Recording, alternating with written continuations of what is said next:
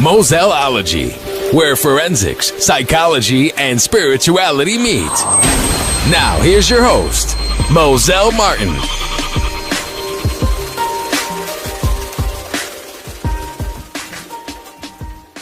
Hello and welcome. As you know, I normally like to analyze the handwriting of my guest when I open the show. However, there are times when I know too much about my guest to be objective, or when my guest turns it down, or when I'm low on time. Therefore, today is one of those days, and you may be wondering why pretty much every episode lately has been one of those days, and that's because I am in the process of interviewing all of the authors in my upcoming Girl Behind the Fence series, and all of these authors were handpicked and invited by me, so I know too much about them to really make it objective. But once this series interview is over, I will be restarting the analysis when I open the show. So stay with me, don't give up on me. And in the meantime, if you would like to analyze the handwriting of someone in your life, check out my mobile app at analyzethisapp.com. On today's show, I will be speaking with Deborah Rose, who will be sharing fascinating insights on how her career in private investigation and bail bonds led her into her strong spirituality and life as a coach of many things. Deborah is a lifetime entrepreneur. Her background consists of being an investigator, paralegal, mediator, life coach, NLP certified master's practitioner, and handwriting therapist under yours truly. That's right, me. And though Deborah's career has been founded in the legal arena, for 3 years she was a consultant acting as the Director of Educational Development for NAMI Texas, which NAMI is the National Alliance for Mental Illness. Since 2014, Deborah has been the acting director for the Council of Families for Children, a 501c3 devoted to families who have children dealing with mental health issues. Using a lifetime of experience and her incredible abilities as a public speaker and teacher, working with NAMI has allowed Deborah to speak and teach to thousands of family members and professionals. By doing so, Deborah is also sharing with them the needs of children and their caregivers when dealing with a mental illness. Not only is Deborah a life coach, but she practices what she knows by receiving life strategies not only from her NLP instructors, but also from people such as Lisa Nichols, better known for her hit movie, The Secret. When I see a model of success that I like and can relate to, Deborah says, I want to learn everything I can about it. Deborah is a contributing writer to Chicken Soup of the Soul, Children with Special Needs. She is also currently writing children's books that explain about different mental illnesses and how they affect the children and their families. Deborah has over 10 books available on Amazon and also helps others publish and promote their own books as well.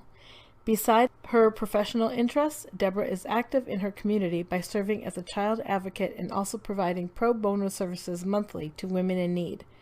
Deborah lives in Texas with her husband Scott and their 2 chihuahuas. However, before I bring Deborah on, I wanted to share that she is one of the contributing writers for my new self-help book series for women called Girl Behind the Fence. Each of these books will showcase the personal journeys of 22 women writers from around the world and support an applicable nonprofit.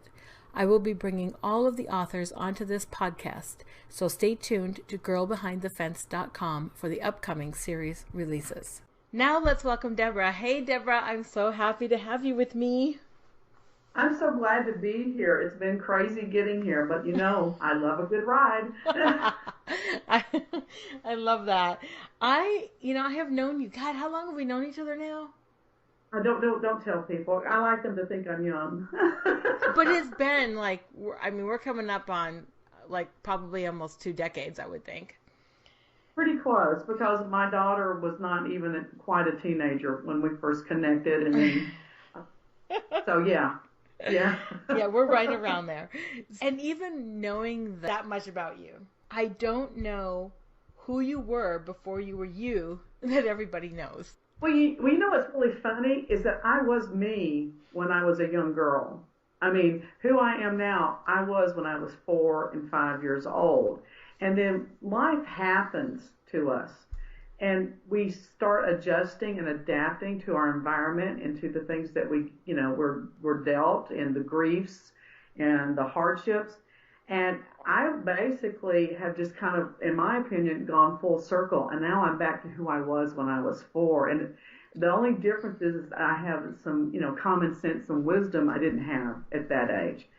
And so one of the things that I try to tell people now is remember who you were when you were 3, and remember who you were when you were 4, when we're doing coaching or, working through those issues. And I take them back there, and it makes shifting as an adult so much easier now. So much. I know that you've done a lot of work. So give the listeners some of the career paths that you have taken. Well, I started out in business as a part-time cashier at a home improvement center. I became their youngest store manager and the only female in Texas when I was 19. I broke off in the early 20s and started my own business doing marketing for a paging company and selling pagers, and was in the think tank with Honeywell and Wang Computers on how to develop voicemail to bring it to the public. So you have voicemail partly because I helped bring that to you. I love it. And then my husband died, and he had a bail bond company. I didn't even know where the jail was. I had to take over the bail bond company and did that, and that led me into private investigations, which I've been doing over 32 years. And because of dealing with people and their miseries and their disappointments, it took me into becoming a personal coach, because people would come to me and say, I need an investigator, and I'd listen to the story and went, no, you just need some help. And would sit down and talk to them about what it would take for them to get happy again, what would truly make them happy. And then dealing with mental health issues with my family, I also developed other techniques and skills, and then met you and learned how to do handwriting therapy. God bless you. And so now I run a nonprofit that helps people with mental health issues, and I still have my investigation company, and I do coaching. So they all kind of overlap, though. People just call me with problems, and I say, well, this is the service I have, and this is the company you're hired, and this is what we're going to do. And with that being said, you've walked through so many different paths in your life. And so why do you think that is important or a plus when helping other people? Well, frankly, I can sit down with anyone and from some perspective develop a level of empathy with that person, because if I haven't been through that exact circumstance, I know someone who has, or I've been through something similar. So, I mean, there's just not anyone that I can't sit down to, whether they're a multi-billionaire or someone who's homeless, and find something that I can relate to and make a connection with them. Yeah, I agree. I think that with me and my mental health background and the forensic background, working with cops and jails and prisons, and then working with people off the streets all the way up to, the billionaires like you mentioned, it helps just diversify your own understanding of yourself, as well as, identifying with a common ground between you and whoever they are. And so I often, when I was a correctional officer back in the early 90s, I remember saying, look, the only difference between us in the uniform and you is that you guys were caught. There's no, none of us are walking around with a halo and wings either. Exactly. And that's one of the main points I make as the foundation in the communication classes that we teach at the center, is that we all want the same basic things. We want to feel safe. We want to have food in our belly. We want a place where we can lay down and put our head to rest. And we want to be loved and respected. It's just, how do people filter that information, and what does that really look like for them? And there are people that actually live on the streets that feel safer than people that live in multi-million-dollar homes. It's about how you filter your environment. And once you can step into someone's shoes long enough to understand their filters, you can communicate with anybody. Yep, exactly. Because we all are still basically human. At the very bare bones, we are. Exactly. So in your opinion, what do you feel are some of the main things that people do to self-sabotage their own success? Well, first of all, they have low standards for themselves. They don't have what I call a built-in cheerleader. And so because they look to the outside world for reassurance and praise and approval, it keeps them from striving out of their comfort zone. And the other side of that coin, though, is that we all have this discomfortable comfort. You know, we may not like where we're at, but because we know what it feels like, we can deal with it. And it's really scary to step outside of that. And my approach to coaching is, I think, very simple, but it's very different from what other coaches do, from what I've been told from my clients. I help you to figure out what you want, what you think will really make you happy, and we do some reassurance on that. We do some testing and make sure that you really are clear on what your standards are and what your goals are, and that you have all the tools that you need to achieve that. If not, we help you get the tools. Then we develop a strategy on how to develop that and how to achieve it, and then I just hold your feet to the fire till you do it. So, being your friend, and then sometimes it can get really rough at times because I'm like, why didn't you do that? Make me understand that like I'm a 2-year-old, why you didn't do that. Why didn't you do your homework? Right. Why didn't you go, you know? So I'm very picky about the clients I take. So with everything that you've learned about, you know, yourself in the process and the clients that you've worked with, whether it's, you know, in the bail or the PI industry or coaching, what are some of your favorite tools that you have seen work or help people really move forward? The ones that, you know, that really take self-commitment and self-accountability serious? Well, the first thing I do is that when they tell me something is in black and white, that it is a certain way or it can't be done a certain way, my statement to them is explain that to me like I'm a 2-year-old on why that's a true statement. And seems very simplistic, and it's almost on the borderline of being sarcastic. But when they have to sit down and truly explain why they can or cannot do something and see that they're not capable of doing that, that puts it into a tailspin. That's when we can start breaking apart their belief system on what's holding them back. We have so many excuses that our mind can come up with to not do something, to not follow through. And yet so many reasons and so many ways that we keep ourselves in this whole victim mentality where, you know, in essence, I'm choosing to remain in this victim mindset because I have a choice of not having to be here. Exactly. You know, and then the second part of that is that I make them describe to me in very intricate detail what it looks like when they achieve their goal. They have to be able to see it. They have to be able to touch it. They have to be able to hear the things that are going on around them when they're in that zone. They have to be able to smell. They have to be able to tell me every little detail.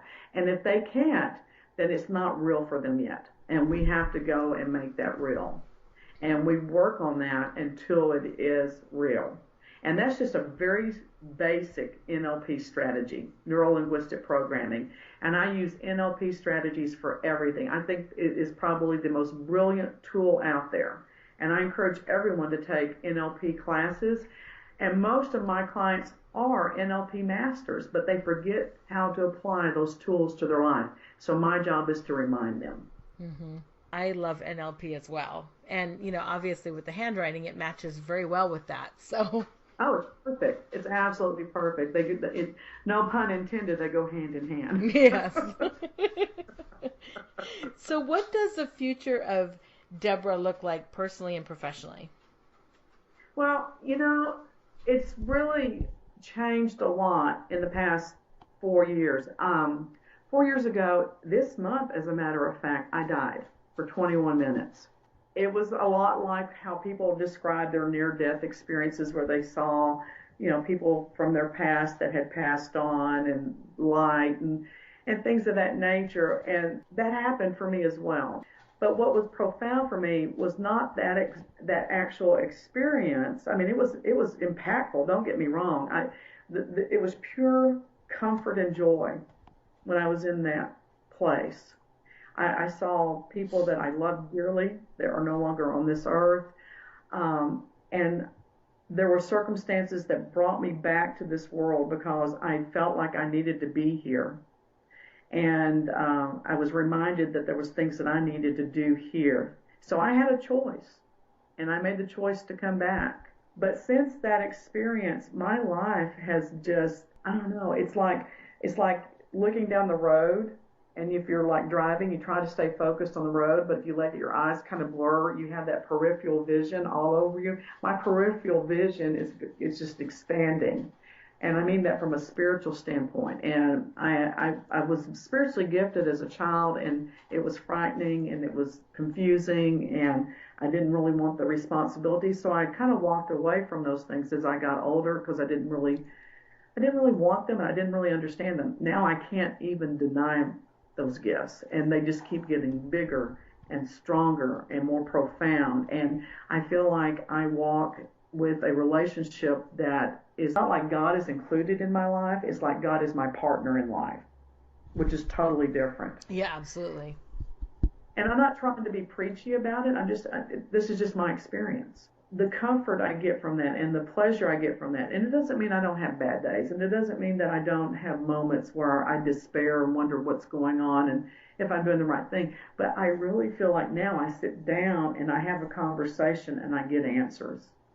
And when I don't have the answers, the message I was given, don't be patient, Deborah, just be steadfast.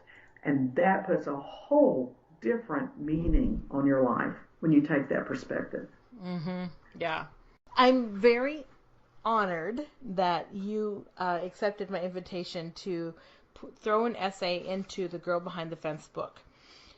And even though the main theme of this book, of the series of 15, is loneliness, the first book of the series, I was wondering if you could give the listeners a teaser about the essay that you included, because I really like how you used the irony of it all. Well, I think basically what I was trying to say is that you can be alone and not feel loneliness. And that for years I wasn't alone, but I felt very lonely. And what brought me full circle is that based on my belief system and based on my spiritual journey, I'm alone quite often. Mm-hmm. However, I don't ever feel lonely. And it's ironic to me that I want to spend time alone, even more so than I did. I've always been kind of an introvert. Mm-hmm. I've in my downtime, but now when I have my alone time, I don't feel alone anymore. I've gotten very jealous of protecting that time because that's when I commune with myself, with God, with just spirits, period, and just gather up what I can do in the next 24 hours. I quit looking at the big picture. It's really kind of funny too. For years I've always asked, what does the big picture look like and how do I fit into it? I don't ask that anymore. It's like, what's in front of me right now? What do I need to do right this minute? Mm-hmm.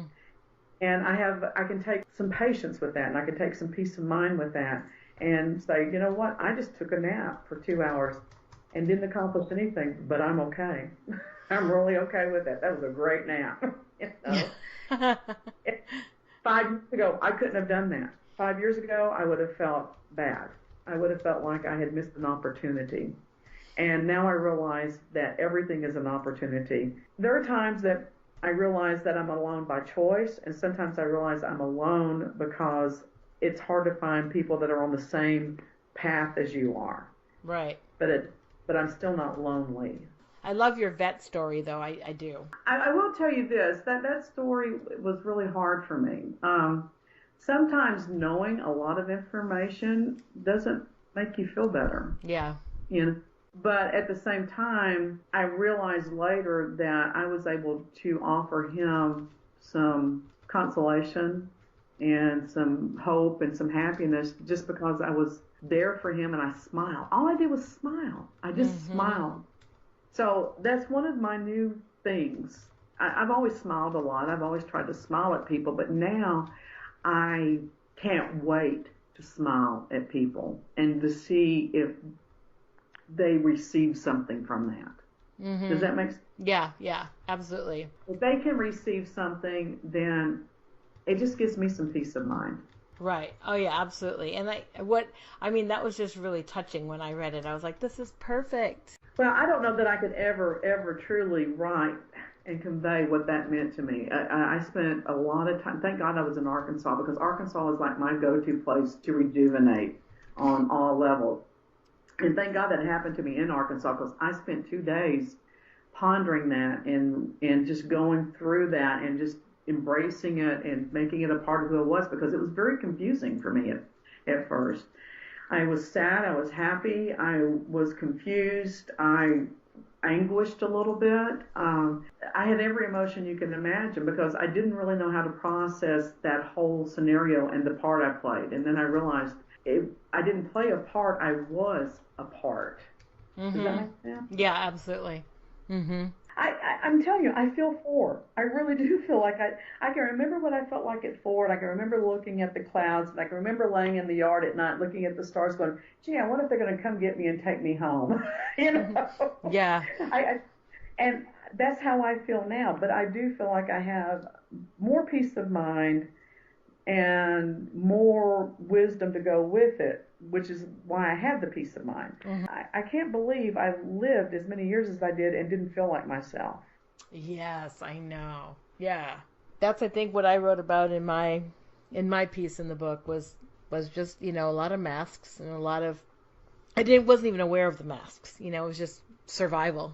Well, what I figured out is that because I do read energy so well and I do reflect people's energy back to them, is that I was a spiritual chameleon, and that's how I was able to relate to a lot of people, even though I didn't always understand where they were coming from. And on one level, I really connect with people on a deep level. On the other hand, I would go, I feel connected, but I don't know why I'm connected. So it's like I was just, totally without any information to relate to them. I knew we were, but I didn't know why. And I first became aware of that in my early 20s when I had my bail bond business, because my dad was a cop. So I was raised with this mentality, there's the good guys and there's the bad guys, okay? And so when my bail bond clients would come in there, I'm like, I like these people. They're supposed to be the bad guys, but I like talking to them, and they're funny, and they're this, and they're interesting. And man, I can remember the state of confusion I was in, and I was torn for months until I finally said, screw it, I like them, that's all there is to it.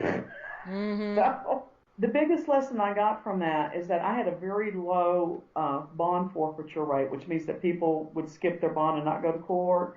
And comparatively speaking, my rate was low. And I was talking to some of the people that I had on bond. I'm like, I look at your history, and you used to skip out on your court dates all the time, but you're going now. Why? And the answer was the same across the board, because we like you and you treat us with respect, and we don't want to do you dirty. That actually matches when I was working as a correctional officer. It was a medium security men's facility, and they knew what days I had off, because that's what they do, right? So every time something would go down, the riot or a big attack or a big fight or something, it was never when I was there. And I was bummed out, because I'm like, hey, my adrenaline is like, this is great. Like, I want the action too. And I'd go up to some of these lead guys who, would give me information, on the down low about stuff. And I'd say, hey, how come it always happens when I'm not here? They're like, well, we know what day you have off, and we don't want you to get hurt, because you treat us, you're when you say you're going to come back with information by a certain time, you do it. You treat us with respect. You don't have an attitude. You don't walk around with a chip on your shoulder. You don't pass judgment on us. And so that actually probably in some ways really saved my life a lot of the time. Well, I'm going to tell you right now, it did save my life once. I was out on Christmas Day, and my husband had just died. So I was very, very deep in grief. And I had taken my son over to my mother's, and I'm like, okay, what am I going to do the rest of the day? And I'm like, okay, I've got some bond forfeitures. I'm going to go pick them up and go turn them in. And if they want to pay bond, great. If they don't, they can stay. So I go to this one guy's house, and I'd done his bond. He was actually a drug dealer here in Dallas, and I did all of his bonds. So I made a lot of money off this guy. And he on the phone a lot, because we did a lot of business together. And I go in I said, Bill, you really screwed up. He goes, I know. He goes, I don't have anything else to do, and I just broke up with my girlfriend, so take me and we'll do bond again. And about this time he said that, I feel metal bar in the back of my head jabbing me. And I went, Bill, I believe there's a pistol in my head. And he's going, damn it, Dale, it's Deborah. He goes, she'll post my bond again. Put the gun down before you screw us all up. Yep. You know, this was a new guy for him. He didn't know me personally because I never bonded him out. And, you know, but the bottom line is that there was a trust there that, but the other thing is I was always struck by the professional of that attitude he had of, it's just business, you know, and I have to do business well, and I'm going to do my business right, and I didn't do it right, so but we'll make it right. Right. You know? So the guy put the gun down. He didn't blow my head off. I took him to jail, and 4 hours later he was back out, and he paid me a bonus because it was Christmas. Yeah. I would like to know if there was any questions I didn't ask you that I maybe should have, or if there's anything you'd want to elaborate on, or if the people just now missed the whole conversation and just now turned this podcast on, what you'd want them to hear. You know what I would like people to know is that no matter what age they are or what stage they are in their life, it doesn't have to be their entire life. And it doesn't have to define how their life is seen by them or by other people. And if they could just try to stay in a frame of mind where they could approach life with that childlike wonder, you know, wonder what's going to happen, and then see what they can make happen. I just want people to enjoy life more. I just see so many people that are going through the motions and they're just empty. And they are like, well, when I get this, I'll be happy. When I get the new car, I'll be happy. When I get the bigger house, when the kids get out of college, you know, and there's no guarantee they're going to be here that day. So, and I tell this to people for lots of different reasons. Just treat today like it's your last. What are you going to do? But the bottom line is, it's not about what you're doing for other people. You're really doing it for selfish reasons. You're doing it for yourself because it changes who you are.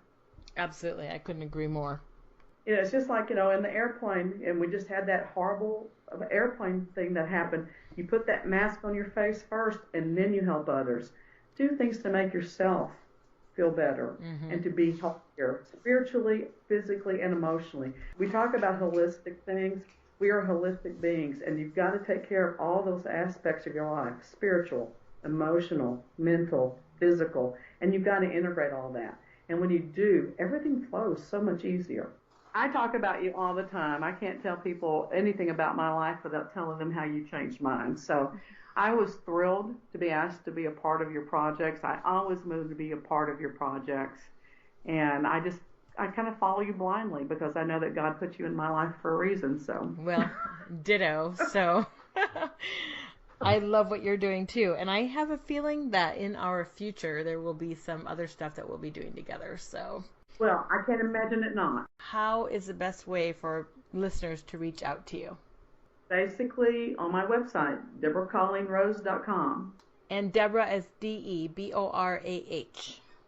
Right, and ColleenRose. It's about as Irish as you can get. Thank you so much, Deborah. It was awesome. All right. Thank you. As always, I'd like to ask a question to my listeners. Has good old-fashioned kindness and respect disappeared from our society? Has being respectful to others or kind to others or even giving a smile helped you feel better in addition to others? Perhaps being kind and respectful has actually saved your life as well. If so, we'd love to hear from you. As always, I will put the relevant links from this podcast in the main description on Hipcast and iTunes. If this episode inspired you or was of interest to you, please share it on social media. If at any time you would like to share comments about an episode or would like to be a guest or recommend a guest for my show, please contact me at mosellemartin.com.